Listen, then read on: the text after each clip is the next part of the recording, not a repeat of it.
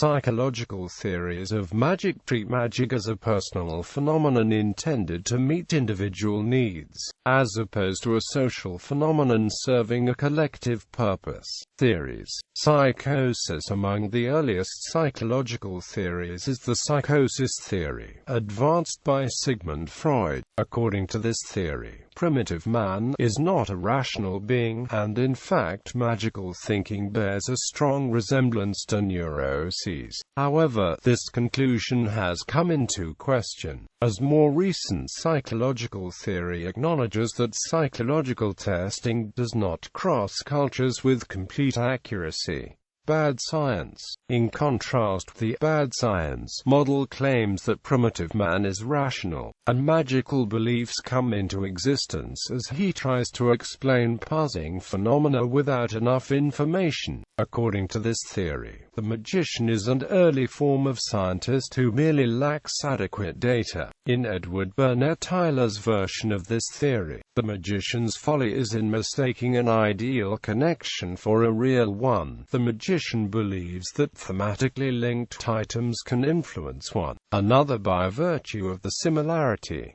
For example, the Azande rub crocodile teeth on banana plants to make them fruitful. The property of fertility can spread from a symbol of fertility to the intended target.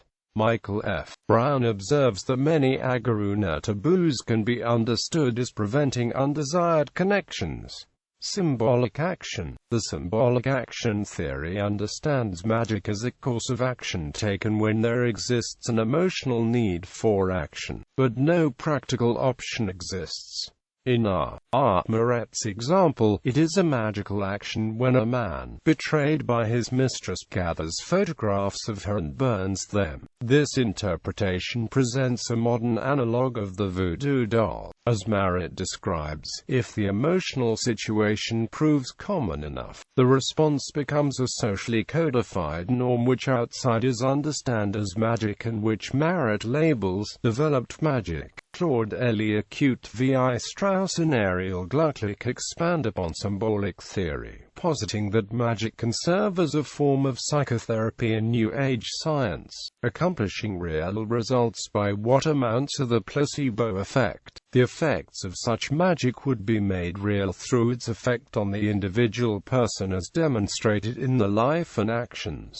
Anxiety relief. According to theories of anxiety relief and control, people turn to magical beliefs when there exists a sense of uncertainty and potential danger and little to do about it. Magic is used to restore a sense of control. In support of this theory, research indicates that superstitious behavior is invoked more often in high-stress situations, especially by people with a greater desire for control. It is proposed that one reason for the persistence of magic rituals is that the ritual activates vigilance precaution systems, that is to say, that the rituals prompt their own use by creating a feeling of insecurity and then proposing themselves as precautions. Pascal Boyer and Pierre Léonard propose that the shape rituals take results from goal demotion and attentional focus on lower-level representation. Levels of representation were previously described by J. M. Sachs and Barbara T. Visky. At the lowest level are simple gestures. At the mid-level are behavioral episodes.